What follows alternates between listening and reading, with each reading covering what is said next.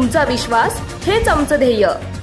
पाथर्डीतील शासकीय धान्य गोडाऊन परिसरातील नागरिकांनी आज पिण्याच्या पाण्यासाठी नगरपालिका कार्यालयावर मोर्चा काढत ठिय्या आंदोलन केले। गेल्या 15 दिवसांपासून पाणी न सुटल्यामुळे संतप्त नागरिकांनी आंदोलन केले। आंदोलनाच्या वेळी नागरिकांनी पालिकेचे कामकाज काही वेळ ठप्प करून टाकले। यावेळी आंदोलन आणि पालिका प्रशासन यांच्यामध्ये जोरदार शाब्दिक चकमक उडाली। संदीप पवार, शिवाजी ढाकणे, शिवाजी दगडफेर, महेंद्र शिरसाट, ज्योती पवार, रेणुका फुलशेटे, मीरा दहीफळे, ललिता सानप, अलका दगडफेर, शोभा आवाड, सुनीता बुधवंत, सविता विघ्ने, मनीषा खेडकर, सोपान सानप, भगवान गोल्हार, सुधाकर खेडकर, बाबासाहेब बांगर, दिनकर झिंजुर्डे, दत्तोबा पवार, बाळासाहेब गीते यांसह अनेक नागरिक उपस्थित होते। सणासुदीत पाणी मिळत नसल्याने नागरिकांनी नाराजगी व्यक्त केली। आंदोलकांनी पालिकेच्या रस्त्याची, वीज सुविधांची आणि पाणी पुरवठ्याची गंभीर तक्रार केली आहे। पाणी पुरवठा विभागाचे हरी पवार यांच्याशी आंदोलकांची चर्चेदरम्यान शाब्दिक चकमक उडाली। काही शहरी भागात जसे वेळेवर पाणी सोडलं जातं, लाईट मिळते, तसं याही भागात मिळालं पाहिजे अशी नाराजगी व्यक्त करण्यात आली आहे। पाणी पुरवठा आणि लाईटची सोय आम्हाला वेळेवर मिळाली नाही तर यापुढे यापेक्षाही जास्त तीव्र स्वरूपाचं आंदोलन किंवा रास्ता रोको करण्याचा इशारा देण्यात आलेला आहे। नगररचनाकार नरेंद्र तेलोरे यांनी आंदोलकांशी चर्चा करून पाणी पुरवठा सुरळीत करण्याचे आश्वासन दिल्यानंतर आंदोलन थांबवण्यात आलेलं आहे। मी बाबासाहेब गीतेनाथ बांगर, धान्य गोडाऊन परिसरामध्ये मधील रहिवासी। या परिसरामध्ये जवळजवळ 20 ते 25 वर्ष झाली असतील आम्ही या परिसरात राहतो आणि तेव्हापासून या परिसरामध्ये कुठल्या प्रकारचे रस्ते नाहीत नीटनेटके। त्याच्यानंतर शेजारी एवढी घाण आहे काय जंगलामध्ये राहिल्यासारखा प्रकार आहे। आत्ताच पत्रकार साहेबांनी तिथलं व्हिडिओ काढलेला आहे आणि वारंवार नगरपालिकेमध्ये मागणी करून नगरसेवकाचे भेट घेऊन त्यांना सांगून त्यांना ही सगळी परिस्थिती विशद करून सुद्धा कुठल्याही प्रकारचे आमच्याकडे त्यांनी लक्ष दिलेलं नाही। आम्ही पाथर्डी तालुक्यामध्ये हा भाग हा वंचित रहिवासी म्हणून झालेला आहोत। तरी यामध्ये प्रशासनाने, नगरपालिकेच्या अधिकाऱ्यांनी यामध्ये लक्ष घालून रस्ते, लाईट, पाणी याची व्यवस्था करावी।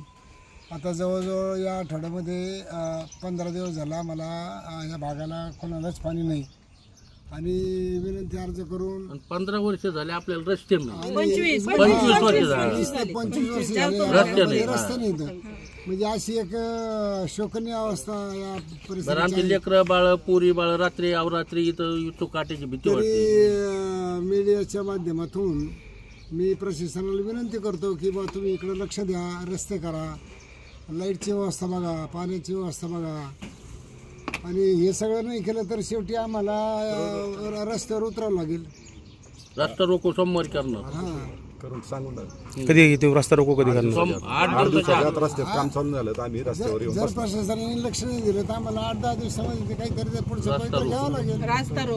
रस्ता रोको म्हणा किंवा बैठा सत्याग्रह म्हणा किंवा वगैरे असं स्टेप बाय स्टेप जावं लागेल। मी रेणुका फुलशेटे, भगवान नगर धान्य गोडाऊन जवळ परिसरात 25 वर्षापासून रहिवासी आहे आणि आता तर 15 दिवस झाले आम्हाला पाण्याची तर गैरसोय होतच आहे, पण 25 वर्ष झाले आम्हाला रस्ता नाही।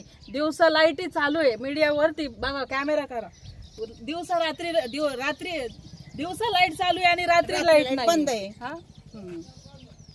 आणि बंद करायचं बंद करावं, रात्री चालू। धान्य गोडाऊन आणि धान्य गोडाऊन परिसर दत्तनगर या ठिकाणचे सर्व रहिवासी, त्यामध्ये सर्व पुरुष आणि आमच्या महिला भगिनी आज मोठ्या संख्येने या ठिकाणी नगर परिषदेमध्ये आलेले आहेत। आम्हाला गेली सातत्यानं 15 दिवस झालेत, आज 16वा दिवस आहे। आमच्या परिसरामध्ये पाणी अद्याप आलं नाही। 15 दिवसापासून पाणी नसल्यामुळं आमच्या लोकांचे इतके हाल होते। कोणी टँकर घेतंय, कोणी बाहेरून पाणी आणतंय, कोणी नदीला जातंय कपडे धुवायला। अशा परिस्थितीमध्ये सर्वच माणसं श्रीमंत आहेत किंवा सर्वच गरीब आहेत असे काही नाही। मग आता टँकर घेणारे ज्यांच्याकडे पैसा आहे,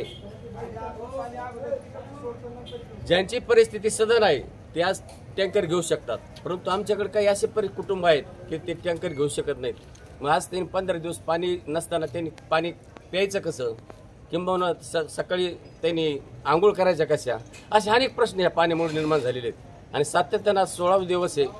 आम्ही आमच्यातले काही लोक 1-2 काही जे सिनियर सिटीजन आहेत त्यामध्ये दगडखेड वकील असतील, भगवान गोलार सरपंच असतील, बांगर साहेब असतील, हे एक एक या ठिकाणी येऊन त्यांना सांगून गेलेले तोंडी, परंतु त्यांनी 15 दिवसात कोणाची दखल घेतली नाही. म्हणून आमच्यावर अन्याय झाल्यामुळे आज या ठिकाणी आम्ही सर्व या ठिकाणी आलो. परंतु साहेब आमची अशी म्हणणं आहे, आज प्रातिनिधिक स्वरूपात आम्ही संयमी मार्गाने आणि सनदशीर मार्गाने आज या ठिकाणी निवेदन देणार आहेत. परंतु आज जर या पद्धतीने यांनी दखल घेतली नाही तर आमचा एकही माणूस घरी न राहता येणाऱ्या 8 दिवस असतील, 15 दिवसात असतील, येणाऱ्या काळामध्ये अत्यंत गंभीर स्वरूपाचं या ठिकाणी आमचं उपोषण राहील.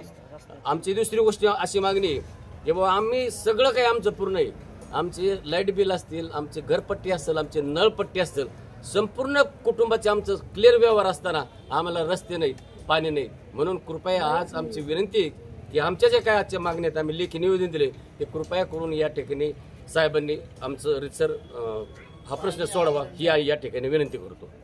पाणी नाही, पाण्याचा तर प्रश्न 1 वर्षापासून आहे आम्हाला सुरू, पण आता 15 दिवस झाले. पावसाळी दिवस असल्यामुळं 15 दिवसाच्या पाण्याचा जर साठा केला तर त्याच्यात जंतू होते.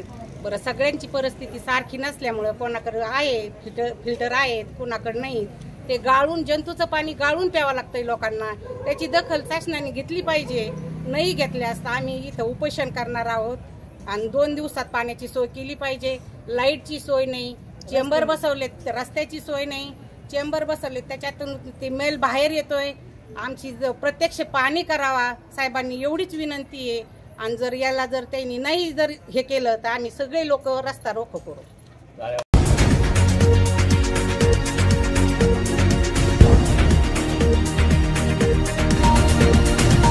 महान्यूज, तुमचा विश्वास हेच आमचं ध्येय.